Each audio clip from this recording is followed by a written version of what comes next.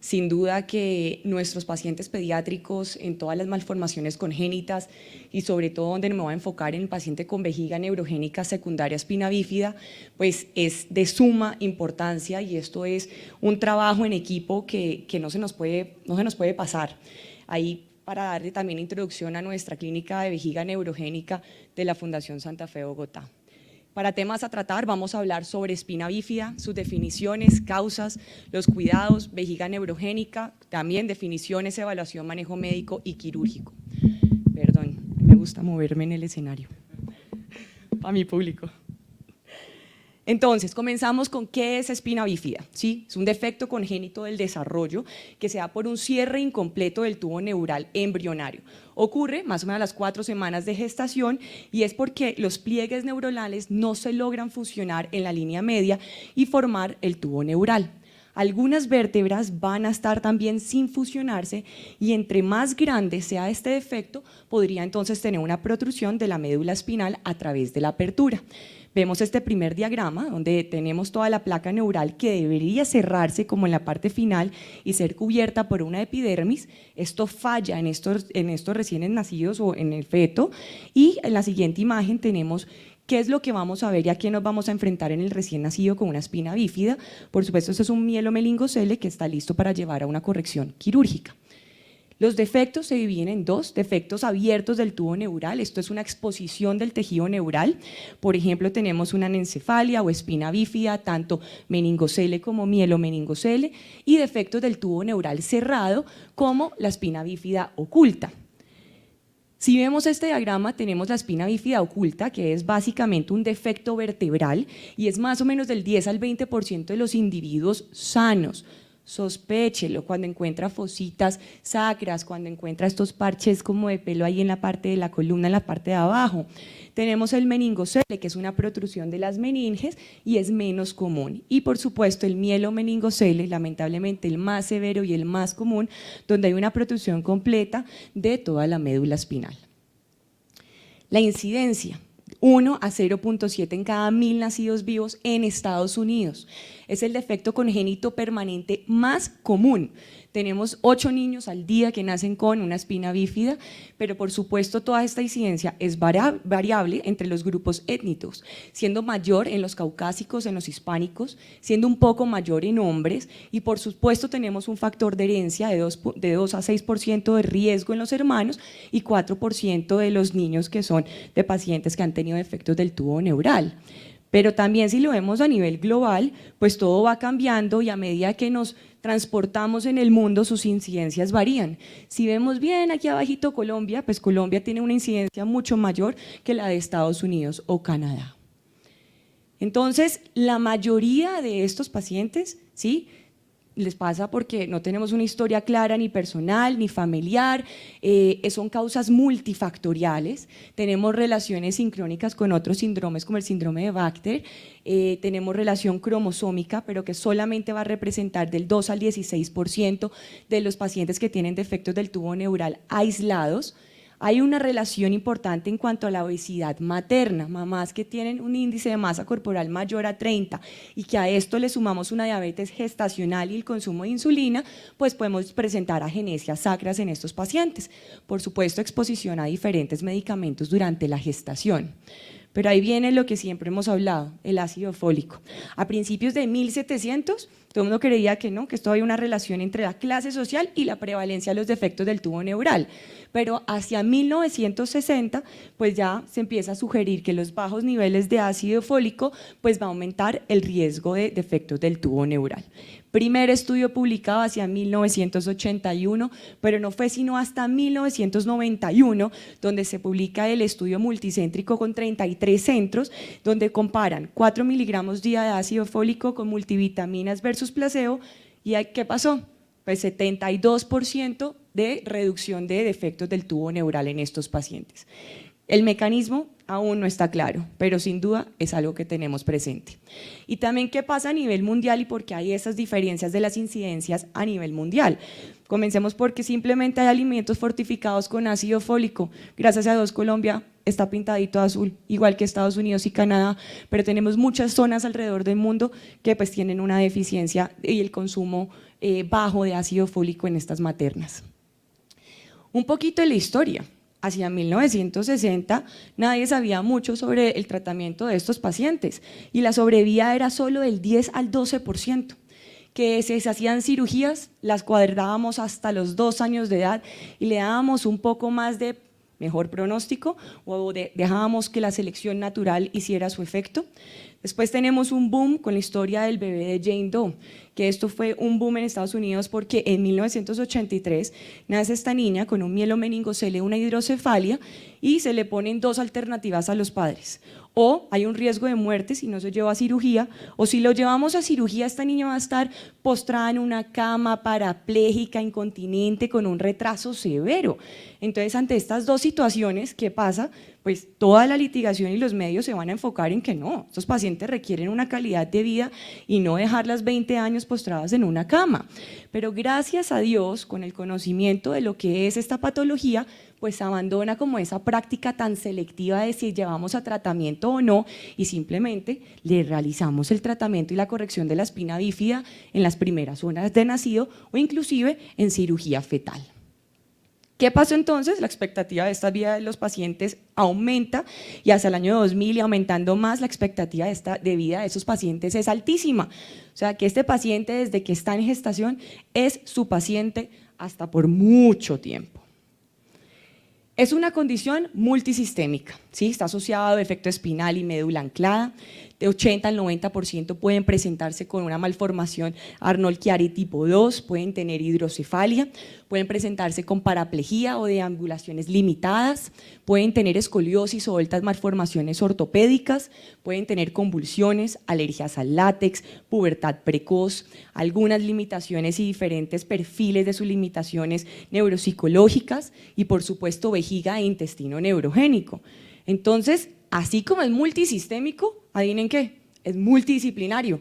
Esto es un equipo que debe trabajar siempre todos cogidos de la mano en pro del paciente.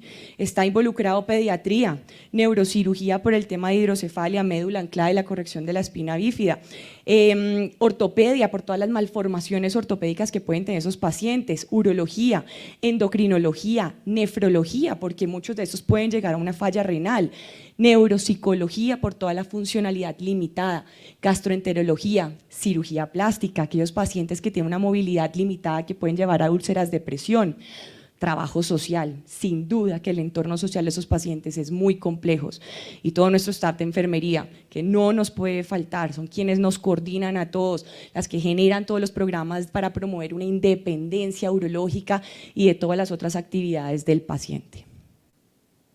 Pero entonces, ¿qué es la vejiga neurogénica?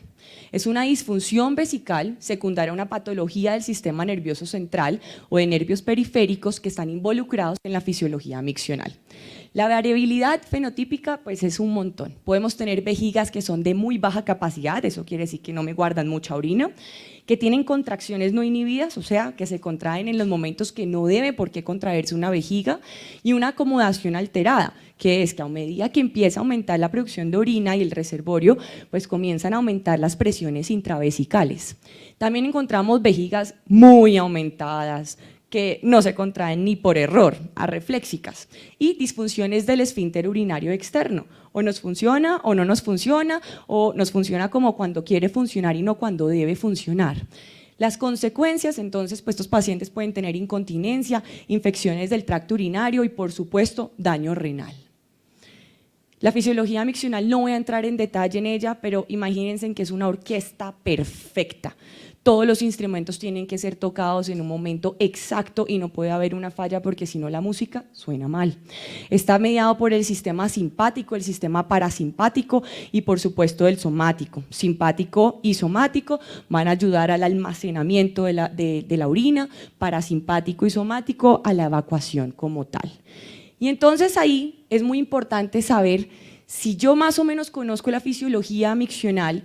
Entonces, dependiendo del tipo de lesiones que tenga el paciente, yo puedo sospechar cómo va a ser su comportamiento y ahí pues ya el manejo debería ser un poquito también de sentido común, ¿cierto? Entonces esto es muy importante saber qué es y cómo se presenta. Las lesiones cerebrales, como por ejemplo parálisis cerebral, hidrocefalias, accidentes cerebrovasculares, ¿qué va a pasar en el paciente? Hay una interrupción del centro póntico de la micción. Acuérdense que el centro póntico es el director general de la orquesta, ¿sí? Entonces aquí hay una alteración y una interrupción como centro inhibitorio, pero hay una preservación de los reflejos espinales y sacros. ¿Qué encontramos en este paciente? Que va a haber un detrusor hiperactivo, o sea, se contrae un montón y el esfínter está coordinado. Contracción, salorina, porque el esfínter se relaja, ¿cierto? La lesión suprasacra, causas como tumor, trauma, espina bífida, y lo vemos, esclerosis múltiple, es una interrupción variable de la comunicación entre la espina sacra con el cerebro y los sistemas simpáticos, parasimpáticos y somáticos. Entonces, el detrusor se contrae cuando no tiene por qué contraerse, súper hiperactivo, y no hay una coordinación entre esta contracción y relajación del esfínter, o sea, disinergia esfinteriana. Lesiones un poco más abajo, sacras. Igual, cae espina bífida, tumores, trauma, infecciones. Hay una interrupción del sistema parasimpático del nervio pudendo y somático del nervio pélvico, y somático en el nervio pudendo, y va a resultar en una vejiga que no se contrae o no se contrae mucho, puede que se contraiga algo. Entonces, hipoactivo o acontráctil, y hay una mínima función del esfínter, o sea, hay una inervación completa. Está ahí abierto sin funcionar mucho. Imágenes rápidamente, ya sabemos que estas son las ecografías que vamos a encontrar en estos niños donde evaluamos ese defecto de la columna, encontrando esta espina con un defecto de protrusión que pueden llevar a ser corregidos in útero o en las primeras horas del nacimiento, que nuestras metas están todas enfocadas a evitar estas imágenes. Esto es una imagen de una vejiga neurogénica severa, una vejiga que está en un triángulo, la llamamos vejiga en árbol de Navidad, alrededor vemos todos los divertículos y cómo se ve toda irregular, asociada con un reflujo vesicureteral. Esta es nuestra meta número 1 como médicos de estos pacientes, es evitar este resultado. En ecografías evaluamos desde chiquitos una vejiga engrosada, ¿sí? Que puede tener reflujos bilaterales y podemos ver los uréteres muy cerca de la vejiga, situación que no debemos estar viendo, y por supuesto pueden estar asociados con las hidronefrosis por aumento de las presiones vesicales, ¿sí? Llegando hasta hidronefrosis más severas como la grado 4. Entonces, ¿qué nos causa todas las vejigas neurogénicas? Todo lo que hemos hablado. Sabemos que espina bífida es el 95% de los casos. De los pacientes con defectos abiertos es el 85%, disrafismos ocultos el 10%, agenesia sacra el 3%, médula espinal 1% y otras condiciones asociadas como Bacter 1%. Entonces, en cuanto a la evaluación y el diagnóstico, es muy importante tener nuestras metas. Uno, de seguridad del paciente, que es proteger el tracto urinario superior, prevenir las infecciones urinarias y prevenir cálculos, ¿sí? Y que tenga una vida lo más normal posible y que sea socialmente aceptado, eso quiere decir tener continencia y por supuesto optimizar la calidad de vida de estos pacientes. Es muy importante la historia clínica completa, detallada, entre ustedes más pregunten y pregunten al paciente cómo se siente, cuáles son las metas que él también quiere cumplir, pues es mucho mejor. Un examen físico muy riguroso, tener en cuenta los paraclínicos séricos que se van a hacer desde el nacimiento hasta la adultez y por supuesto todo el seguimiento de imágenes diagnósticas. Nuestros objetivos de la continencia urinaria pues claramente es lograr almacenamiento y vaciamiento a bajas presiones. Así evitamos entonces también lesiones del tracto urinario superior. Evitar lesiones por sobredistensión vesical, ¿sí? Ok, perfecto, tengo la vejiga de muy grande capacidad, que no aumenta muchas presiones, pero eso no quiere decir que no me ponga en riesgo el tracto urinario superior. Mejorar el estreñimiento de estos pacientes, como digo yo y le digo a todos mis pacientes, quien no hace popó bien, no orina bien. Estos pacientes tienen un estreñimiento crónico muy severo que requiere de un manejo de muchos medicamentos e inclusive de cirugías para poder lograr enemas anterógrados. Y por supuesto pues, prevenir las infecciones de vías urinarias que nos pueden llevar a cicatrices renales y esa cicatriz renal me va a llevar eventualmente a una insuficiencia renal. Entonces la evaluación y el manejo del recién nacido, Comenzamos desde la parte prenatal, desde que estamos en la gestación deberíamos estar conversando con los padres de familia para decirles a qué se van a enfrentar y cómo vamos a ayudarlos para que sea un escenario lo más tranquilo posible y puedan adaptarse a todas las medidas que nosotros vamos a hacer para ayudarles. El abordaje de neurocirugía para el cierre del defecto en los primeros días de vida es vital. Pueden requerir algunos pacientes un shunt ventrículo peritoneal para las hidrocefalias o tercer ventriculostomía endoscópica más cauterización del plejo coroideo. Por supuesto, urología está presente desde la parte prenatal y sobre todo en el nacimiento para hacer toda la evaluación de la función renal y vesical. El manejo hospitalario, llegó este niño a cuidados intensivos, lo primero es una sonda vesical en el perioperatorio, importante tener en cuenta que son vejigas muy pequeñas, no es tan necesario dejar una sonda Foley con un balón inflado como estamos acostumbrados en los adultos, una sondita de alimentación bien fija a la pierna puede llegar a ser suficiente.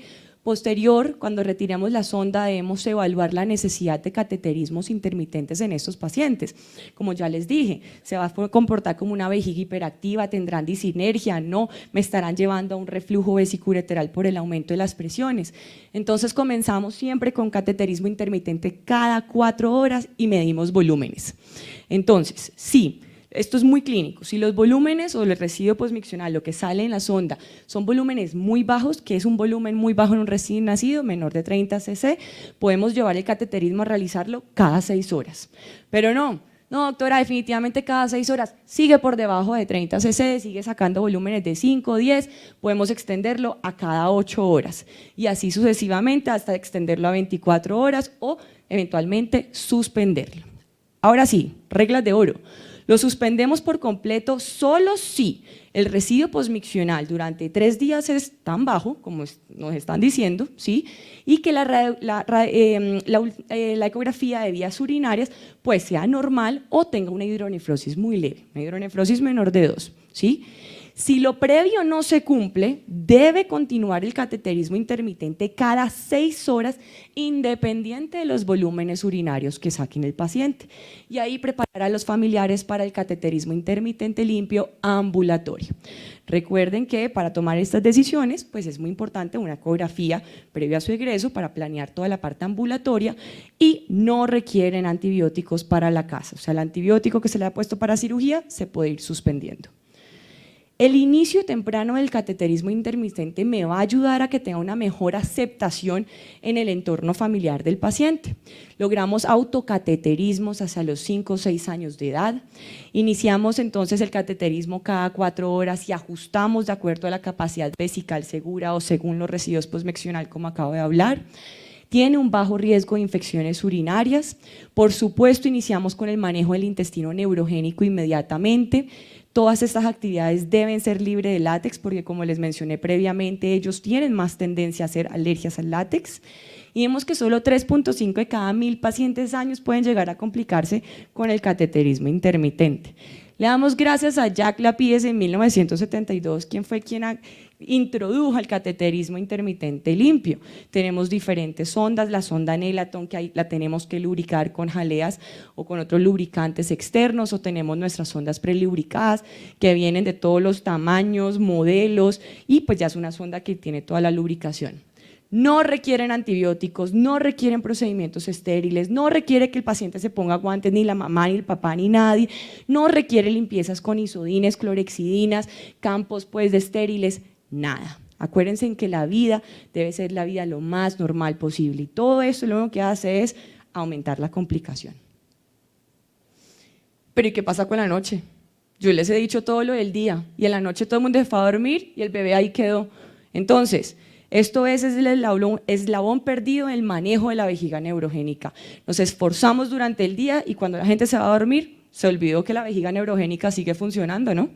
Entonces, el síndrome de sobredistensión nocturna vesical nos puede llevar a riesgo de infecciones de vías urinarias, a un empeoramiento de la incontinencia urinaria, a disminuirme la adaptabilidad y capacidad del detrusor, por supuesto puede llevar a hidroureteronefrosis e insuficiencia renal crónica. Entonces el cateterismo permanente nocturno es una alternativa que mejora la condición de vía y la condición vesical. Le pone la sondita, se la deja drenando a pañal y todo el mundo se puede ir a dormir tranquilo. Entonces llega el manejo ambulatorio, muy bien, el niño se va para la casa. Entonces, urodinamias, nosotros debemos estudiar la fisiología de estas vejigas, las realizamos en Fundación Santa Fe hasta los 2-3 meses de edad. Podemos adicionar otros estudios como una uretrocistografía miccional en caso de que yo esté sospechando alguna, por ejemplo, valvas de uretra posterior que pueden presentarse con hidronefrosis bilateral o disinergias de trusor esfínter, pero muy importante que en nuestro centro realizamos videourodinamias y matamos 2 pájaros de un tiro, ¿cierto? Miramos todo. Podemos hacer gamografías renales con DMSA para evaluar nuestra función renal basal de estos niños y en algunos podríamos llevar a cistoscopias diagnósticas si sospechamos alguna otra alteración. Entonces la urodinamia es una evaluación basal de la función del tracto urinario bajo, incluyendo la inervación del esfínter externo. ¿Esto qué nos dice? Nos dice todos los cambios progresivos que estos niños pueden tener en función e inervación para que nosotros podamos dirigir mejor nuestro manejo médico y quirúrgico y por supuesto explicarle a los papás de forma muy objetiva qué está pasando con su vejiga, cómo está orinando, ¿sí? Y cómo debemos hacer el manejo. Entonces, para veces a los papás es muy difícil que cuando el niño tiene, por ejemplo, orinas por rebosamiento, se llenó un montón la orina y salió, ellos dicen, no, es que mi hijo orina.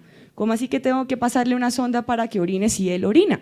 Pero es que hay que explicarles, así usted crea que orine, no necesitamos esa orina, o sea, necesitamos cuidar la vejiga, los riñones de una forma diferente, porque lo otro pone en riesgo. Entonces todo esto nos ayuda a definir nuestro paciente en 2, la vejiga hostil y la vejiga no hostil. La vejiga no hostil es la amable, es la de la carita feliz ahí en esa foto, es un paciente que tiene una capacidad normal a bajas presiones, que tiene mínima hiperactividad vesical y tiene un mínimo residuo postmiccional. A este niño déjelo tranquilo, con su micción espontánea, eso sí, póngale los ojos encima. Estos pacientes los primeros años de vida cambian mucho, cambian cada mes, cada 3 meses, su fisiología cambia. Y una vejiga hostil, muy brava, súper agresiva, que tienen unas presiones intravesicales por encima de 40 centímetros de agua. Para los estudiantes, el estudio más importante, el estudio de Maguire en pacientes de espina bífida, donde dice que presiones tan altas pueden llegar a dañarme el tracto urinario superior. Tienen detrusores hiperactivos, disinergia de trusor esfínter y a estos pacientes hay que hacerles cateterismo intermitente y hay que adicionales anticolinérgicos y no hay que perderle el miedo al anticolinérgico, ¿sí? Se los podemos iniciar de manera muy temprana. Off-label. Entonces, tratamientos farmacológicos, nuestro fin es evitar la hiperactividad vesical, aumentar la capacidad, disminuir esas presiones de llenamiento o vaciamiento. ¿Qué medicamentos tenemos? La oxibutinina es el único que tenemos aquí en jarabe, tenemos otras opciones como tolterodina, Miravigrón es FDA approved, todavía nos falta en el resto del mundo y sí lo tienen en suspensión en Estados Unidos y en algunos pacientes refractarios a estos 2 manejos, pues los tenemos que llevar a intervenciones quirúrgicas como aplicación del Botox intravesical. ¿Qué nos dicen la guía europea y la guía de la Asociación de Espina Bífida? Usted el DMSA lo debe hacer en el primer año de vida, ¿sí? Me parece bien hacerlo y evaluar en qué estamos, cómo están esos riñones actualmente. La Sociedad de Espina Bífida dice no es una regla, hágalo a su criterio. La urodinamia, que la hacemos entre los 2 y los 3 meses de edad y luego anual según la clínica. Me cambió el patrón miccional, han cambiado los volúmenes en el cateterismo, ha hecho infecciones urinarias, estoy viendo reflujo, hidronefrosis que yo no veía antes en las imágenes de las ecografías. El cateterismo intermitente desde el recién nacido, lo hacemos y vamos evaluando como ya les expliqué, la Asociación de Espina Bífida dice según sus resultados de ecografía y los resultados de la urodinamia, o sea que ellos pueden esperármelo un poco más, y los anticolinérgicos también desde el recién nacido, a quien yo le sospecho una vejiga hiperactiva agresiva, ¿sí? Y también la Sociedad de Espina Bífida también me dice, no, espérelo, depende de sus hallazgos de la urodinamia. El manejo quirúrgico, una vez nace este niño, les quiero decir que soy paciente por el resto de la vida, ¿sí? Y aquí en Colombia necesitamos trabajar un poco más en esa urología transicional, por ahora se quedan todavía con los urólogos pediátricos, pero este manejo es de por vida. Cuando ya llegamos a manejos quirúrgicos, estos niños ya están casi que por encima de los 5 años de edad. Es una opción permanente para enfermedades en estadios avanzados. Hacemos una evaluación urodinámica para poder determinar el tipo de manejo reconstructivo que le vamos a hacer al paciente.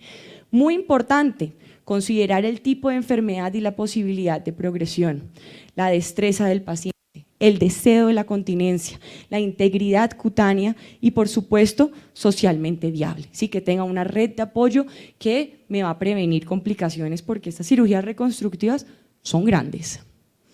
Son los pacientes que fallan a un tratamiento médico, que tienen una hiperactividad hiperreflexia del detrusor severa, con una incontinencia urinaria severa, que tienen una capacidad vesical muy disminuida, que pueden llegar a tener hasta dificultades para el cateterismo uretral, que tienen compromiso de la función renal y, por supuesto, aquellos pacientes que hacen estreñimientos crónicos donde los enemas retrógrados, el PEG, el bisacodilo, pues nos quedamos cortos, podrían hacer derivaciones intestinales para poder hacer un enema anterógrado y así será mucho más fácil.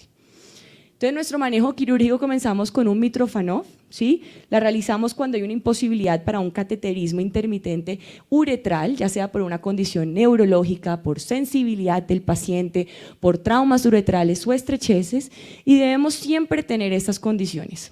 Debe ser continente, debe ser cateterizable, ¿sí? Fácil acceso, los estomas deben de ser cosméticos y el reservorio de muy buena capacidad o de bajas presiones. Para los estudiantes, un Mitrofanov es una derivación continente donde usamos el apéndice y lo unimos a la vejiga para que su comunicación con la piel sea un canal para pasar una sonda y sacar la orina. Esta estoma puede estar al lado del ombligo o muchas veces lo podemos sacar en el ombligo, como vemos en la imagen de abajito. Para la cistoplastia aumento, ya les dije que para hacer ese Mitrofanov, ustedes se tienen que asegurar que tenga una muy buena capacidad. Entonces, la cistoplastia aumento la indicamos cuando tenemos esas presiones tan altas y que no hemos logrado manejar con la terapia médica. Y la cistoplastia de aumento no es el fin de este tratamiento, esto es el inicio de una batalla eterna. Aquí comienza a tener rol la malignidad, los trastornos metabólicos, la reintervención, revisiones de los estomas, ya sea por estenosis de estos o prolapsos, revisión de los esfínteres porque hagan incontinencia de nuevo o persistente y, por supuesto, el manejo para que tengan una muy buena adherencia al tratamiento del paciente. Y el esfínter incompetente puede hacerse plastias del cuello vesical, colocar cintas en el cuello vesical o uretra media, hacer inyección de agentes abultantes o inclusive considerar esfínter artificial. Todo esto es muy individualizado dependiendo del paciente, las metas que el paciente quiera cumplir y pues para dónde llegamos. Entonces, como conclusión, la espina bífida es un defecto congénito incapacitante más común y es la causa de vejiga neurogénica más común en la población pediátrica. La evaluación, el manejo y el seguimiento es de por vida e individualizado y requiere de un equipo multidisciplinario. En el manejo médico, nunca nos olvidemos el anticolinérgico y los cateterismos intermitentes limpios que van a ser la clave en el manejo y las cirugías pues, que van a ayudar a lograr mejorar la capacidad de almacenamiento, continencia y evacuación.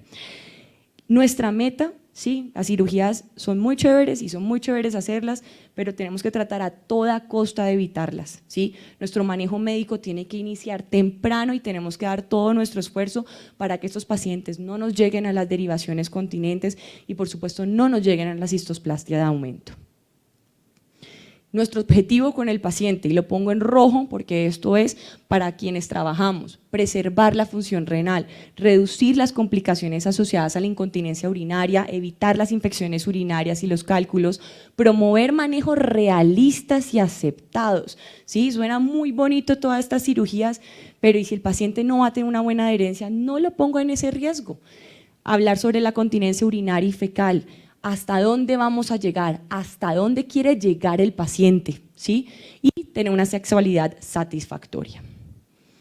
Nuestra meta, mantener salvo las vejigas y los riñones, pues esto siempre será nuestra prioridad. Gracias.